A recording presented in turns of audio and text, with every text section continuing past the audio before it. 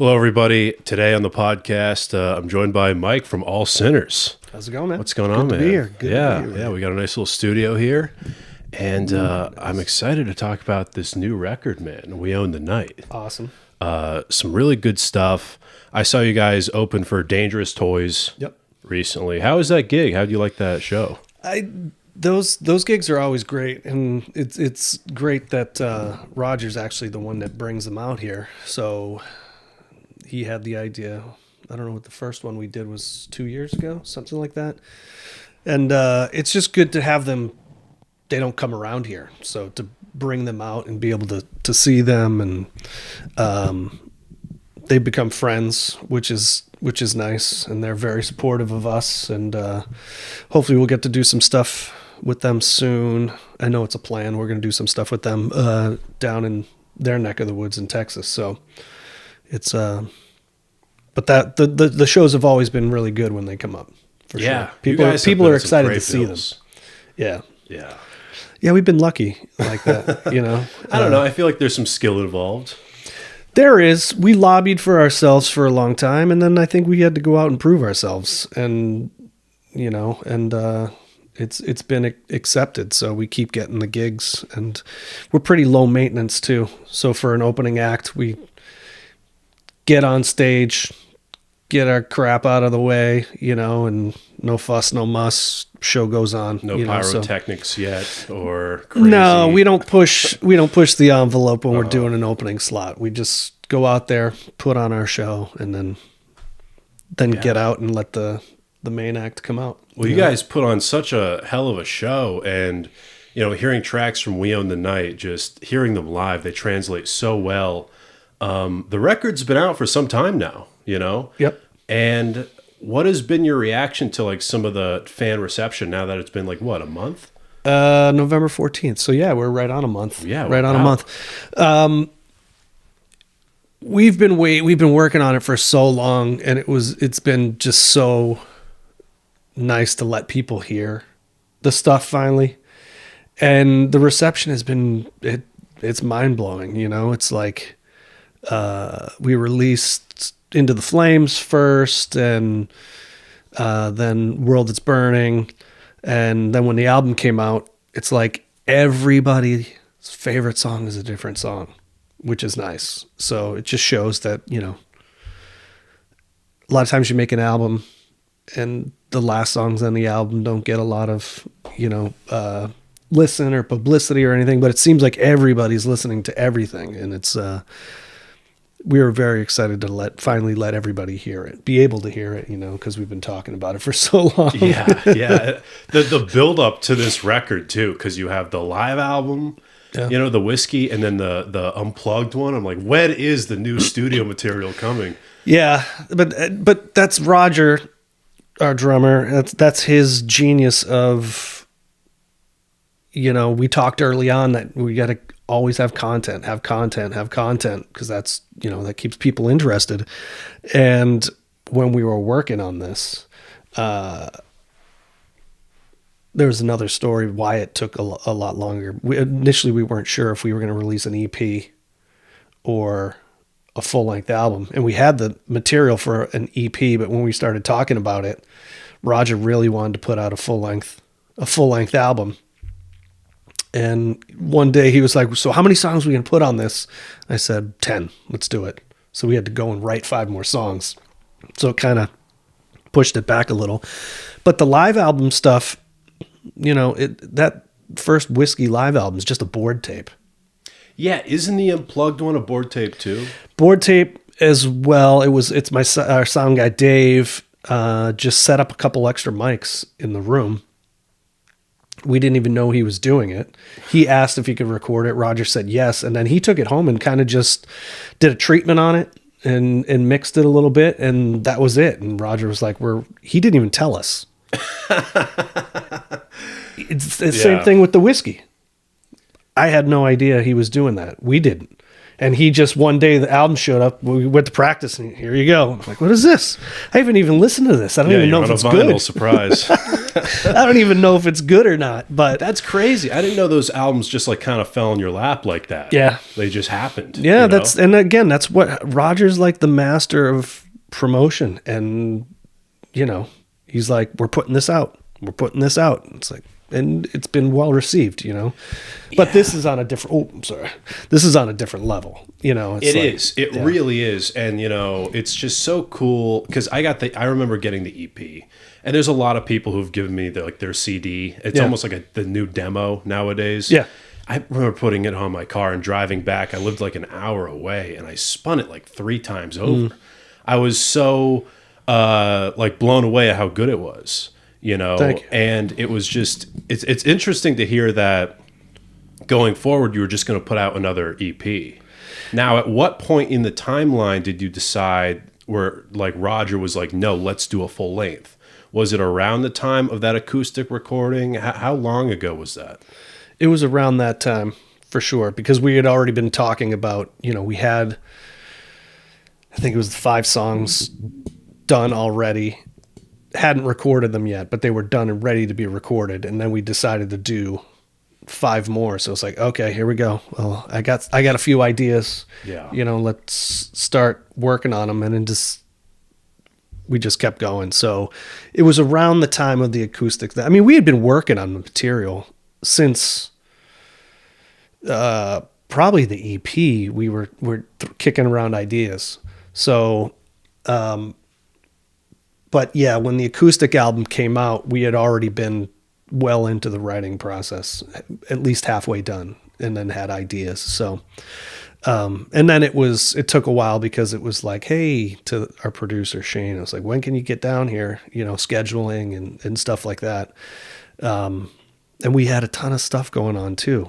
We were going back and forth to LA. And so getting in there and getting the mic set up to do drums. But then once we did that, we got the drums down, it kind of went pretty fluid. So cool. Yeah, it's just so cool to see this band. I remember first listening to them on Spotify, having like 300 monthly listeners. Now you guys are around 10,000. Yeah. That's so rare. It blows my mind. with a record like this, with no real TikTok presence. Yeah. Rat Pack Records is cool. It's great, but you don't have like this major label backing. No. And it just goes to show you don't need to be like an influencer to get some traction. You don't. I think we've just fallen into the right crowd, so to speak, found a little niche, and we're just going to keep pushing it. And that's kind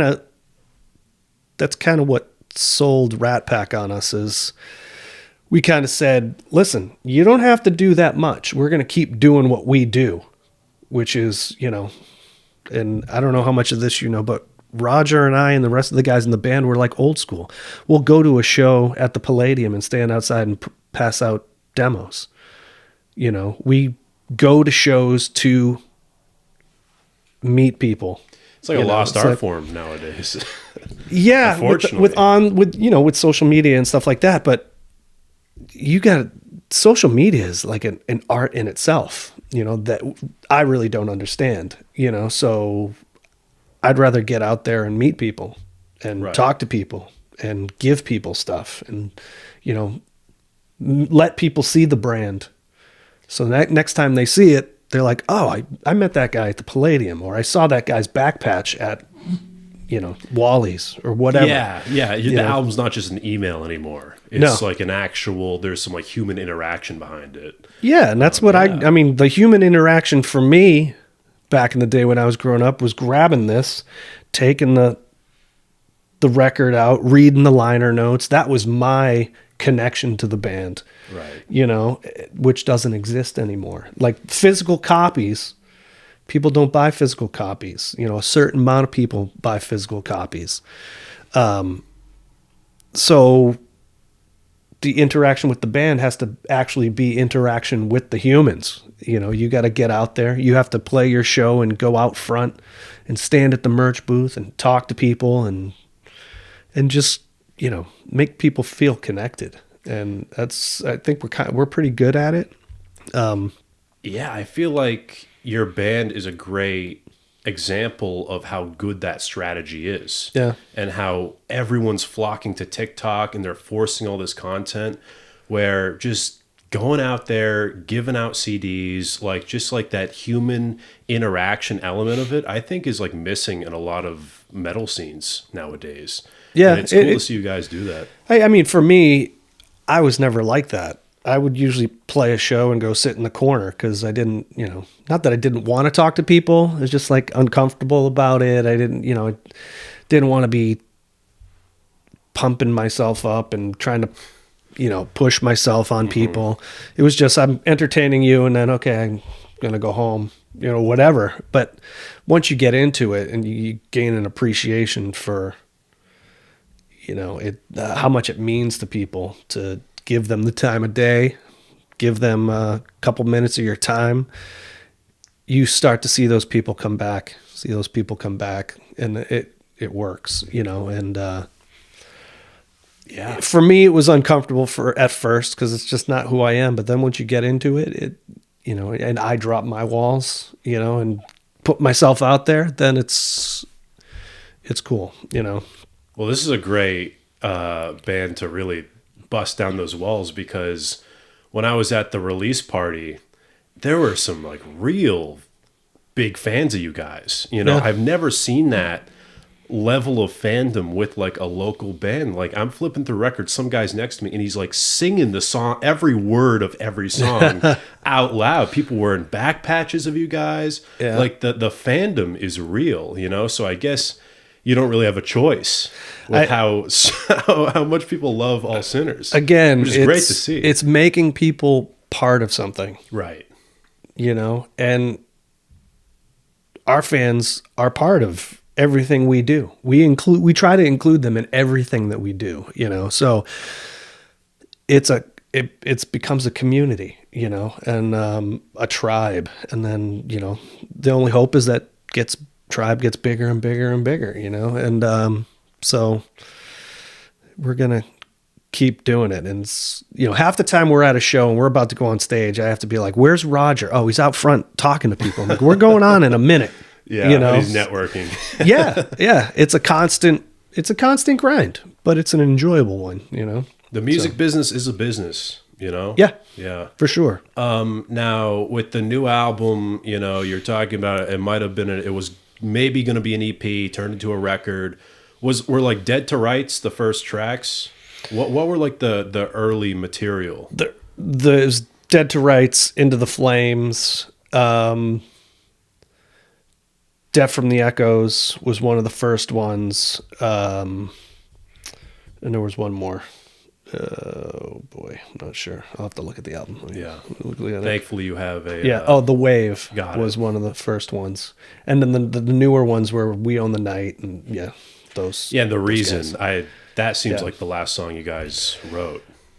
That was one of the last ones we wrote. Yeah, and that song too was fully recorded, and I did not have lyrics or melody or anything for it. And funny story about that song is I couldn't come up with a chorus for it. I just couldn't come up with a chorus. And then Nick laid down his guitar solo, and I was like, I got it. I listened to his guitar solo. He sent it to me.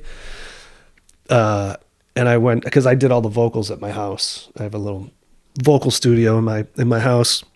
And I listened to the guitar solo, and I was like, holy shit, I have it. I went down and started recording the song. Well, that's like, I feel like vocally and like lyrically, that might be like my favorite aspect of your writing on that song. I feel like that was the most like developed All Sinners has ever been. Like it just felt, there was so many like layers to it. Yeah. Especially comparing that to like the EP. It's very like straightforward heavy metal. Yeah. Where that it's like, wow, they're really getting more comfortable in the songwriting process. Yeah, I think that is more going in the reverse direction. That's how I usually, in my bands in the past, wrote. But doing the more heavy metal, hard rock stuff, which I'd never done before, and writing to riffs that Nick wrote, or writing stuff that I had never written before, heavier music, it was new for me. So I'm like, okay, I want to be melodic vocally, but normal songwriting for me, it might not fit in this. So when we started writing the newer songs, I went more of how I would write in the past and adapted the music to it somewhat, Right. you know? So that song too was, I think it was over 6 minutes long at first. So when we started laying it down, then I would edit it as I was writing the lyrics, going, okay, this need to shorten this part, need to make this part longer. We can cut this here, and it kind of just shaped itself. And it's one of my favorite songs too on the album. But Yeah, it's so good, man. It's such a great closer too. And it's interesting because you used to do like alternative rock, yeah, right? And this is like your first real metal project. yeah, and that's the best thing about this band for me is I was doing like the alternative thing for years, and I always was a metalhead. Always, was a hard rock guy, was an 80s rock guy, and I never did that. I got sucked into the grunge scene, and did the alternative rock for years. And then when Roger finally, you probably might not know the story, but I was sitting at home and I was on Facebook, and Roger posted they were doing an 80s hairband tribute and their singer quit. And he posted something like, hey, anybody want to sing for an 80s tribute band? And I hadn't talked to Roger in years. And I was like, yeah, me. And he was like, are you kidding? I'm like, well, if I have time to do it, I'll do it. So I started practicing with those guys, and they were playing Rat and all these things. I'm like, this is awesome, And we started opening for LA Guns and Lita Ford and Mike Tramp and all those people coming. So I was meeting all the people that I idolized when I was younger. And then I saw all the people that came to the shows. I'm like, this scene still exists. This hard rock, 80s hard rock metal scene exists, and people love it. And I just got sucked into it. And I was like, this is where I should have been my entire music career. I took a detour, but now I'm there. So it's made a comeback. It really has. Like, of course, in the 90s, it was like, everyone's like, well, that was fun. Yeah. But I guess it's over. Yeah. Even like the biggest metal bands kind of went into a more like groove oriented sound. It's really made a comeback. It has. I never realized how much of a crossover there was in the 90s with some of the bands that came out in the 90s. I don't know which ones, but like the Alter Bridges and all that stuff, the Creeds and that stuff, which I didn't listen to, wasn't my thing. But then you see the crossover between the 80s and those 90s bands and into this stuff too. And it's like, oh, wow, those people didn't go anywhere. The genres just kind of changed a little bit, but they're still in there. So for sure. Yeah. For sure. It's interesting to like, bands like Creed and stuff. And then you hear them talk about their influences. Oh, yeah. Saying like Judas Priest. And you're like, oh, really? Yeah. It's crazy. It all really does come around. I find that just so interesting, like your history and then going back into metal since it's like your roots pretty much. Yeah. You talked about, Roger putting out that thing, and then you responded and you became the singer. Yep. And you haven't talked to Roger in a while. How did you originally know Roger? We rehearsed in this place called River's Edge Studios in Taunton, Mass. It was a complex. It had like 20 rooms or something. And my band at the time was practicing in there, and we used to hang out there all the time. And Roger practiced at the end of the hall. And we met that way. Then we lost touch when the practice space closed down or it changed hands. So we lost touch for years, but every once in a while we'd see each other. And and then I saw the ad and was like, yeah, I'll do that. that sounds fun. Let me try And it. just like that. Yeah, just like that. And then it was, what happened is COVID happened and all the clubs closed. And one of the guitar players in the band was like, hey, perfect time for me to bow out. You know, I got other stuff going on. Roger's like, what are we going to do?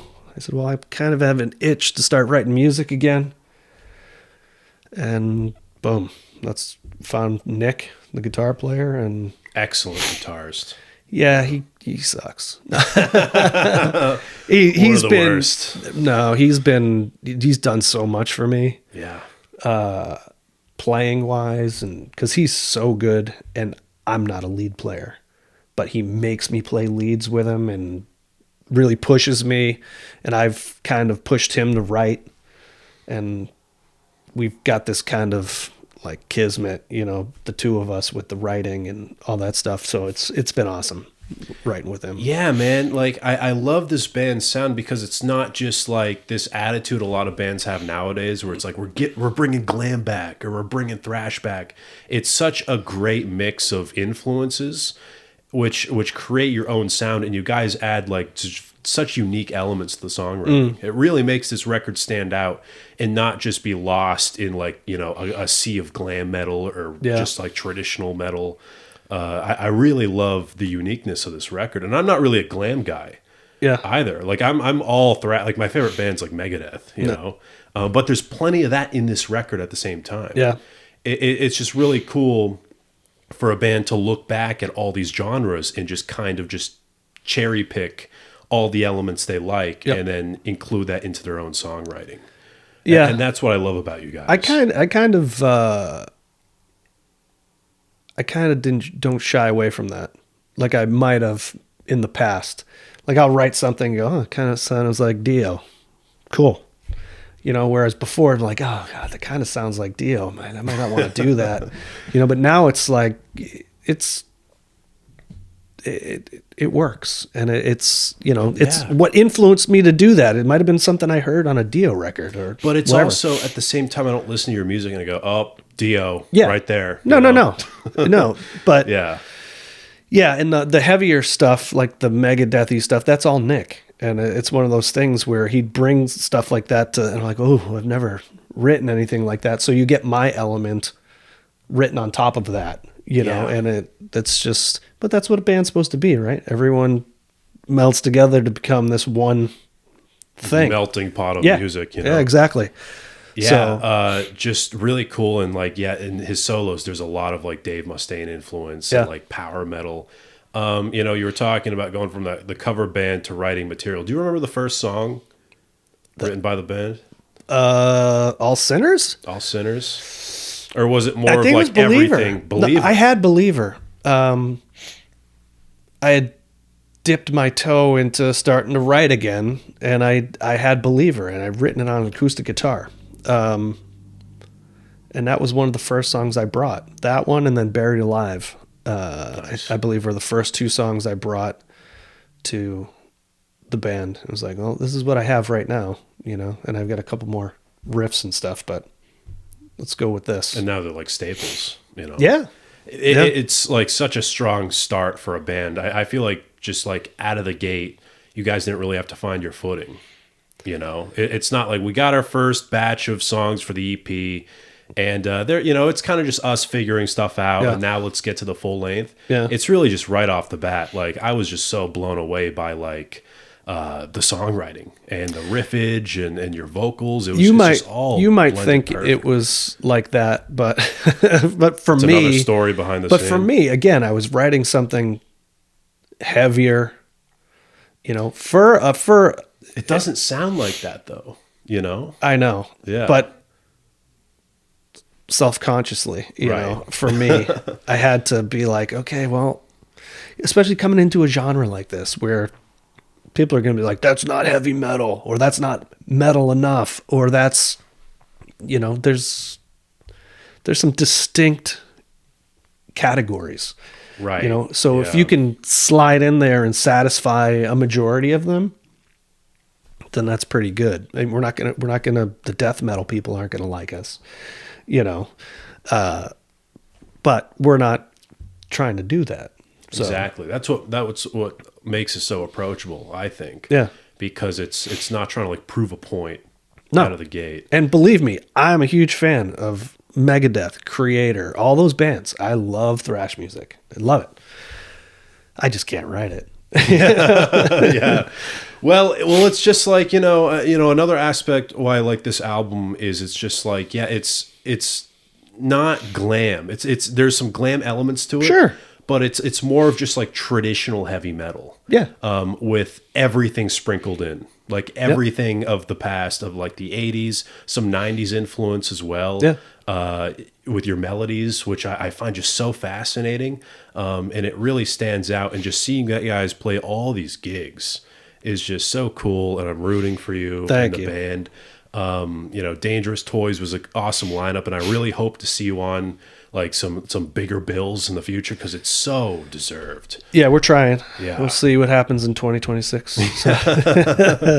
We're coming down to the end of the year, and the record label's like, don't worry about it. You're doing good for 2025, and we'll get to 2026. So we'll cross some bridges, Yeah, we'll cross those bridges when we get there. Acoustic and live album every year. No, I'm already thinking about writing the next album. Yeah, which we'll get into. I want to ask you about this.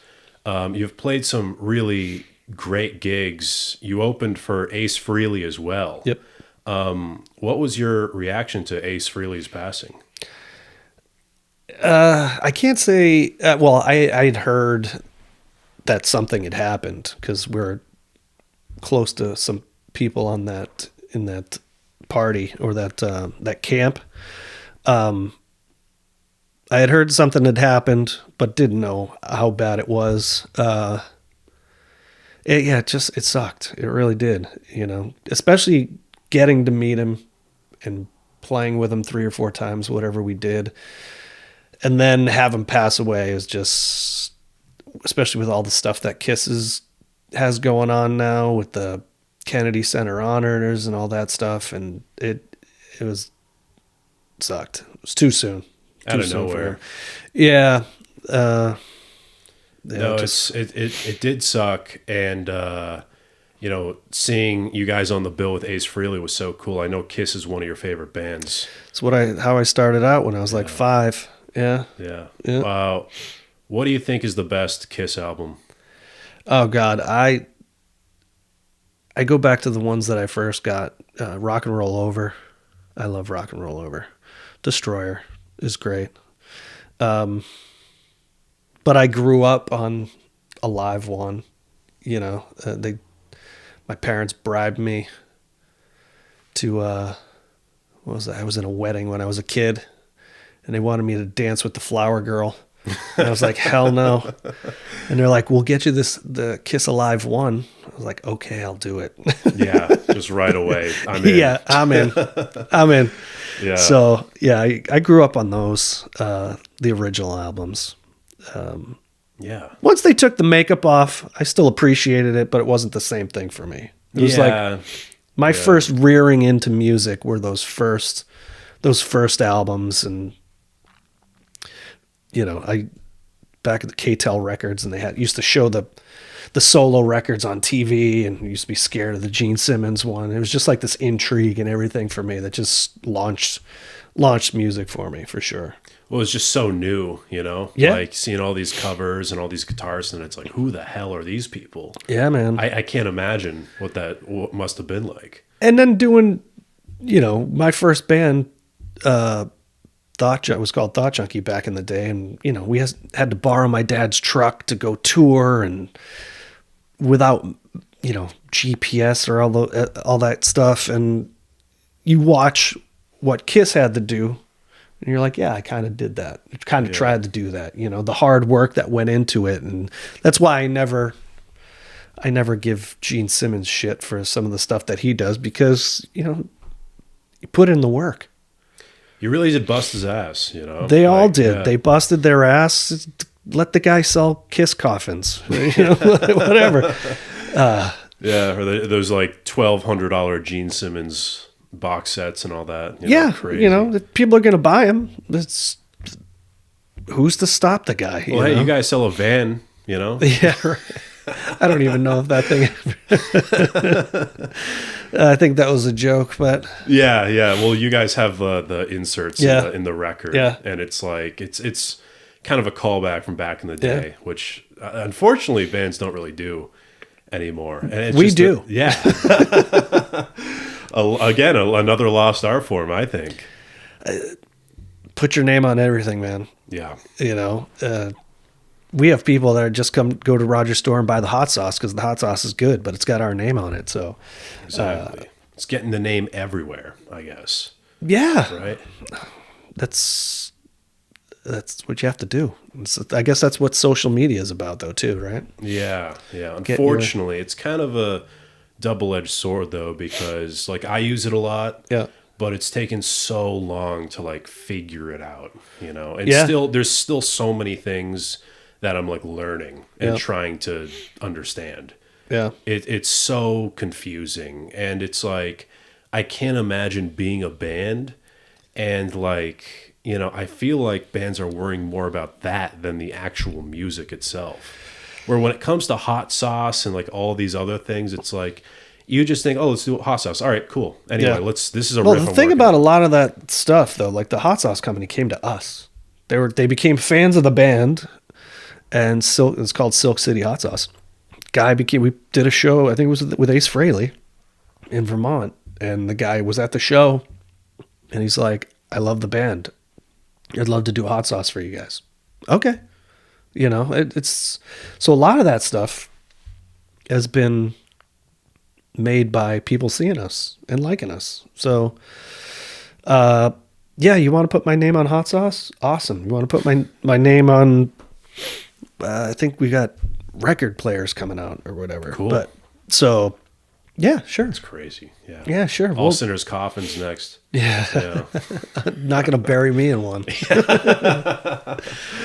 You know, I'm excited that you mentioned, you know, future material Yeah. and everything. So how much of that can you reveal in terms of like a roadmap and like what that looks like right now? As soon as this one came out, I was on the phone with Nick and I was like, start now. And, I was always the one with the computer and sending tracks and doing all that stuff. So I made Nick go out and get a computer, and I got him the Pro Tools and the whole thing. And it's nice. like, okay, now you're all set. Let's start going, because, you know, next thing you know, it's going to be, all right, we need 10 more songs or 5 more songs or whatever it's going to be. And I don't want there can't be a layover. So we just got to go. You know, and I said to Roger, this had just come out, and I said, put my studio back together, gonna start writing writing an idea right now. And he's like, you're already starting the new album? I'm like, yeah. So there's no lag time. We're gonna just keep going. Good. I Yeah. think the mistake a lot of bands make is they cut themselves off creatively after they put out an album. Yeah, and you said, okay, we get this, you know, when we did this, we wrote the songs. A couple of the songs we had never played like live, only in practice. And it's like, I got to learn this song. Yeah. You know, we got to learn these 4 songs. We recorded them, but I don't know what's going to end up being in the mix, what's not going to be in the mix. So once we got the mixes, it's like, all right, I have to learn this, you know? And I hadn't sung and played some of the songs yet. Some of these songs, I think probably half of them, the first time the guys heard the melodies and the lyrics is when I sent them my demos. You know, I was doing the lyrics and I said, hey, how's this sound to everybody? And then they're like, I don't know, it's weird. I've never heard it with words or melody. I'm like, well, get used to it. Do you like it? Does it work for you? You know, so. Yeah, I'd like to introduce you to like a singer, you know? Yeah. A lot of bands have those. Yeah, I know. Yeah, that's so cool, man. And I think that's great to hear, because it's like, keep it rolling instead of having to cut yourselves off and then be like, okay, how do we write music again? How are we going to build off our sound? Just keep it going. Like, just keep the flow going. And I'm just really excited to see where you guys take your sound. Yeah. because I feel like it's grown so much in such a little time. Like it's a leap that I see bands take after like 5 years of writing. Yeah. You know, from going to these really stripped down songs on the first EP that are great. You know, they're catchy, they have good hooks and everything and good riffs, but they are very stripped down, you know, very safe song structure type songs. And then on this record, it's like, wow, you guys are really going for it. And it's complex. There's layers. We Own the Night also ends with like this like Kiss thing.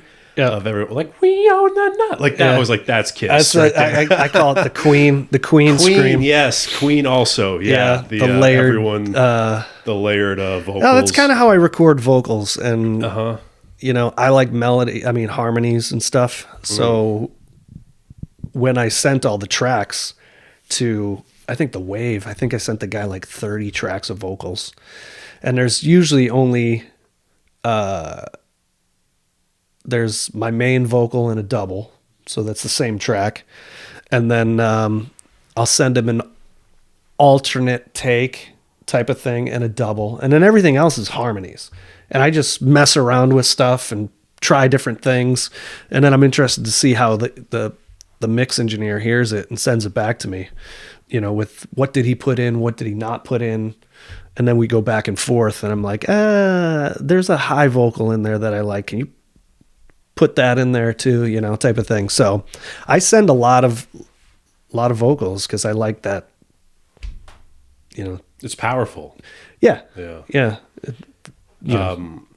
So have you always been like pretty hands-on and involved in the production process, or is that just something new for this album? In past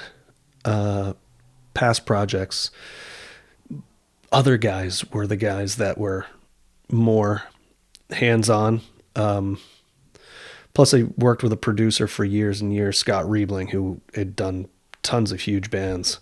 And I kind of just let him do his thing, you know, and put my ideas in there. But with this, we're doing it all ourselves, basically, with a producer who he just kind of lets us put our ideas down, and then but he'll chime in when he's like, try this, you know, type of thing. But we have most of the say is ours. Cool. Yeah. You want an honest producer too. Oh, absolutely. Yeah. Because I don't like listening to myself a lot of times, so I'll do something and he'll go, that was really good. I'm like, okay, you know. Yeah, I'll take your word. I'll take your word for it.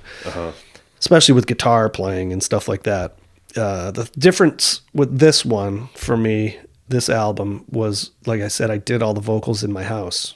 So it was me by myself sitting in the booth with my computer and everything. And I really had to be kind of anal about the takes, because I had to record them and then send them, and no one was going to say, oh, this is off or this is off. So I could be anal because I had the time to do it. And I could kind of just throw ideas down, which was, you know, because I wasn't on a time schedule like in a studio paying for studio time. So I could try different stuff and just do things and send them and see what everybody else thought. So it was a different experience for me. Cool. Yeah. It's interesting to hear that. So it was at Roger's studio for the first one? Roger's studio. Yeah, I did the vocals there. Yeah. I actually did them there. So I would go in, sing the song like 5 times, 6 times, and he would pick the takes he liked. So this one, it was kind of just on me, but I would send it to everybody and go, what does everybody think? You know, does everything sound right to everyone? Does anything bother anyone? No? Okay. And then I would call it good, I guess. I guess you can be a little more mechanical if it's like at your place and you're taking your time with it. You know, you can do as many takes as you want. Well, that's the thing as a singer too. You book studio time and, you know, oh, I got to go in the studio Thursday, but I got a cold or I don't feel great. You know, my voice doesn't feel great. You still got to go in and you got to fight through it. When I was in my house, I could wait to those days where I feel really good today. I'm going to go down and do a few hours in the studio, and I sit down there for 6-7 hours, go up and have dinner. I think I'll go down for another hour. I feel good still. I'm going to go down, do some more vocals. So I could pick my best times, that I felt great and go down and record. So I think that helps a lot too. Yeah, definitely. And I feel like you guys are like at a good rhythm now with that, instead of like, okay, I guess we're writing music now. Let's just go to Roger's studio and record some stuff. Yeah. I feel like now you guys have gotten into like a pattern where it's like whatever works best for everybody. Yeah. And it seems like it is. I think it's how a lot of people do it now. Yeah. A lot of people are doing so much stuff on their own now. Sending a Google Drive link to exactly. like, here's a vocal line.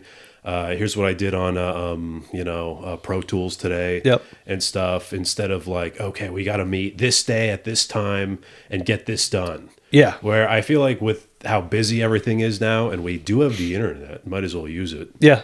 I mean, I spent a lot of time before starting the vocals for the album. I got the microphone, got the mic pre's, did a bunch of demo takes, sent them to Shane, said, does everything sound good? Everything's EQ'd properly. I'm not peaking the limiters or anything, because as soon as I start going, I don't want to get halfway through it and go, oh, these vocal tracks are a little hot. You're going to have to go back and redo them. So we kind of tirelessly did that for a while. And then it was like, okay, good to go, and now that I have it down, it'll be easy to just do it again. So yeah, cool. We'll see. We'll see what happens. On the next album, Yeah, exactly. Don't want to let anybody down. Might not be as good.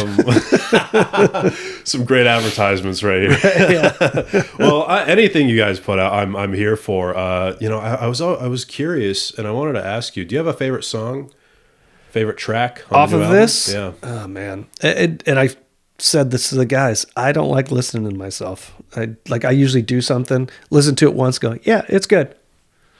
Let everybody else enjoy it. I don't need to hear it again. I've listened to this album a bunch of times, man.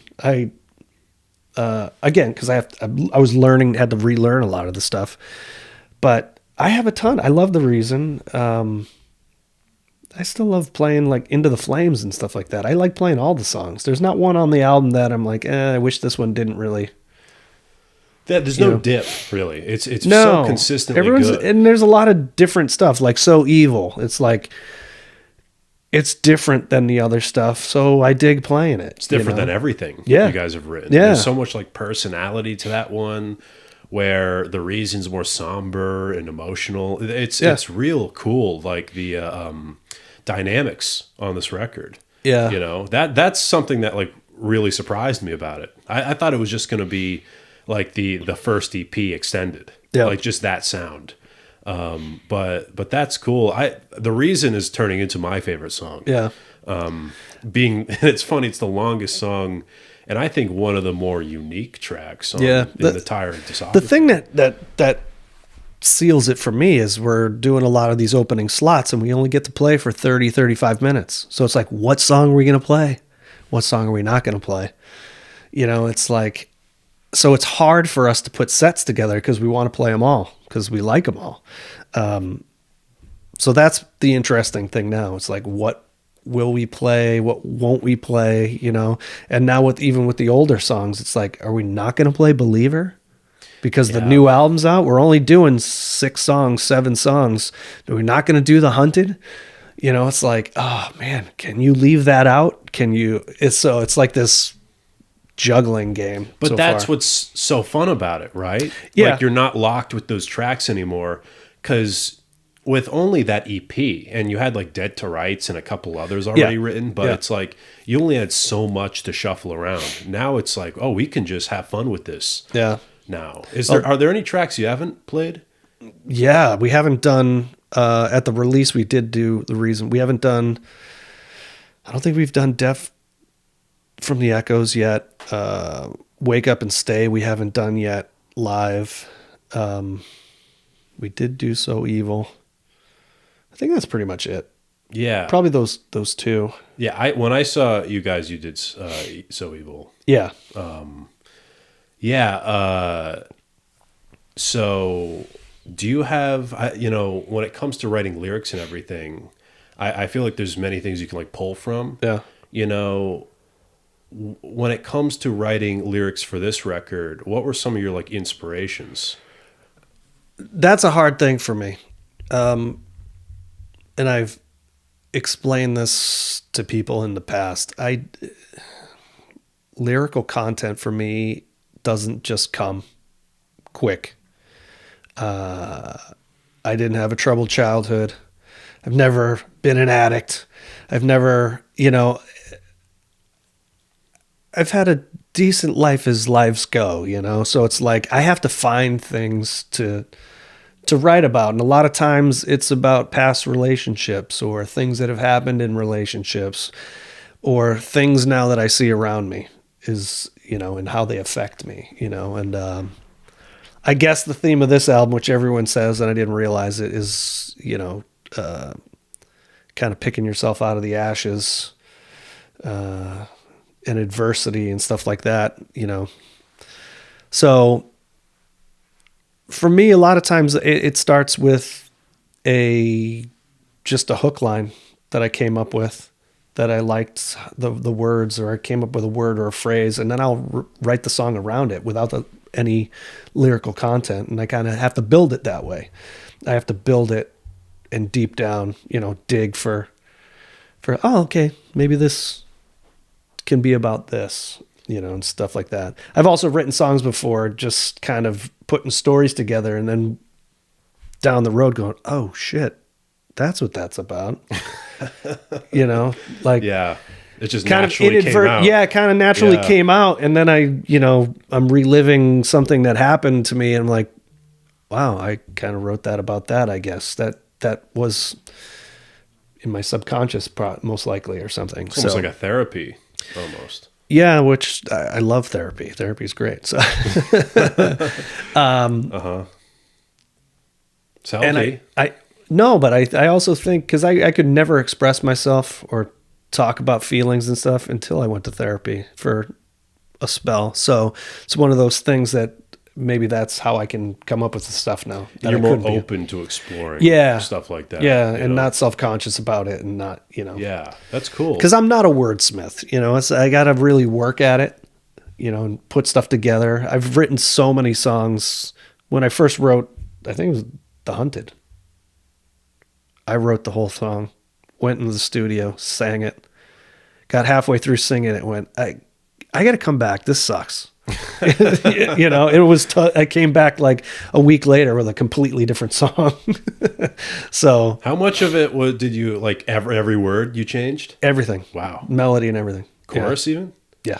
Wow. Yeah, it wasn't The Hunted before. It was something else. I wish I had a recording of what it was, because I don't remember what it was. When you put out the All Sinners like anthology set. Yes, the demo version. Yeah. But songwriting for me and lyric writing and everything. And that's why a lot of times, like I said, these guys hadn't heard melodies or anything on it before, because I didn't have anything.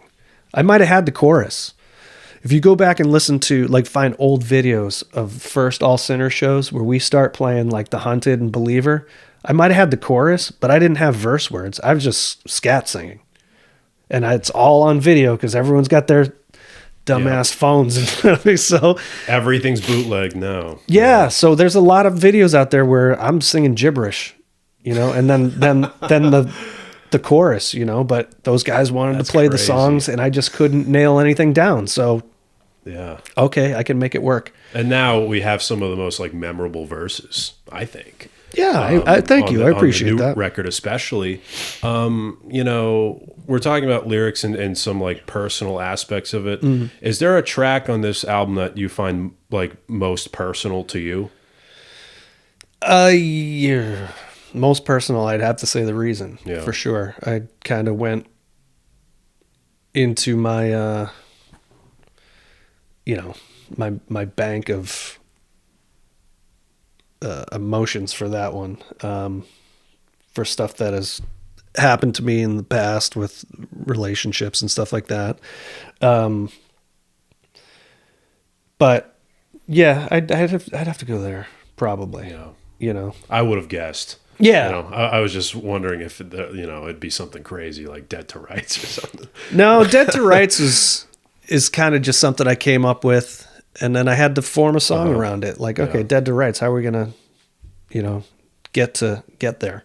Well, that was the first new track I heard because it's on the acoustic record. Yep. And I was like, whoa, this is this is on the new album. Then it really built the hype for me. Awesome. And then the fact that, with the new singles and everything, I was like, wow, this is going to be a good album. And it, if anything, it exceeded my expectations. I'm excited about new material.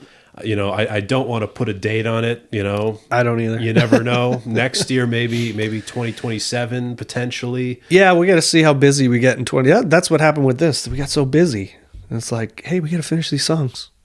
And you guys might be getting busier than ever now with this out. You have like a good listening base now. It's not just a local scene. Yeah. It's like it's pretty global that, just looking at the statistics. There. We got more news in 2026 that I can't really talk about yet. But. Awesome. Well, very exciting. Yeah. Well, hey, just to wrap things up, I just want to give you the floor.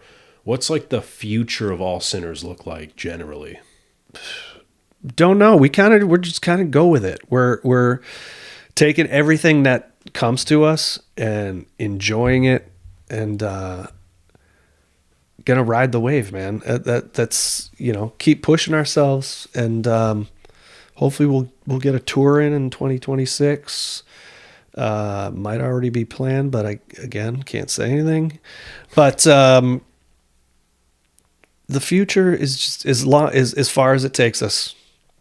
We're just enjoying ourselves right now and taking all of these experiences and taking them for all they're worth, man. So that's here for the ride, Yeah. Seeing where it takes you. As long as it goes, Yeah. Couldn't ask for anything more at this point.